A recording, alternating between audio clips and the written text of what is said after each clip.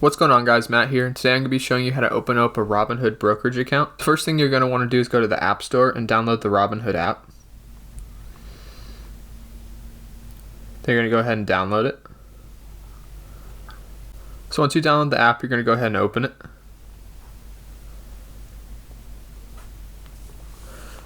Once you're here, it's going to tell you that you have a free stock waiting for you. That's one of the benefits of opening an account through Robinhood, is that you get a free stock.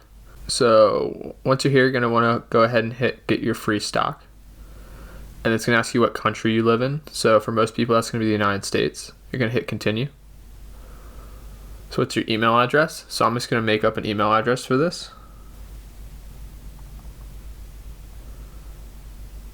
And they'll have you make up a password. Then it's going to ask you for your name. So we'll make up a name here again. It's going to ask you for your phone number, so I'll just put in a random phone number. Then it's going to ask you for your birthday. So for this, we're going to make it someone who's 18.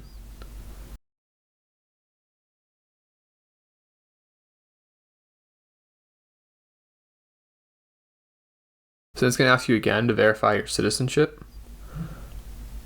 So it's going to ask you for your social security number, your credit score, and other information. You're going to continue. So we're just going to make up some information here. So it's going to ask you about your investment experience. So for most people, it's probably going to be not much. And it's going to ask for your employment status. So for this, we're just going to say employed. It's going to ask you for your job, your occupation, what you do.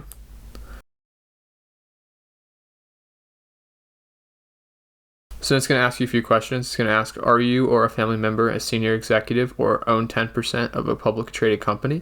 So I'm sure for most of you, that's going to be a no. And it's going to ask, do you or any family members work for any brokerage? Probably not. It's going to ask for you to verify your information. Just going to keep hitting continue.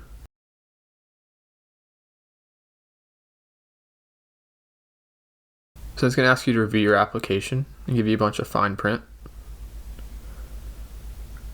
Then once you've read it all, it's going to ask you to submit your application. So I'm not actually going to submit this because it's just a made-up person, and this is just an example. But if you were actually making an account, you would hit submit.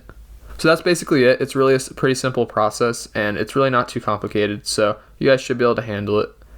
I hope you guys learned something and enjoyed this video. If you did, please consider liking the video and subscribing down below. Thank you.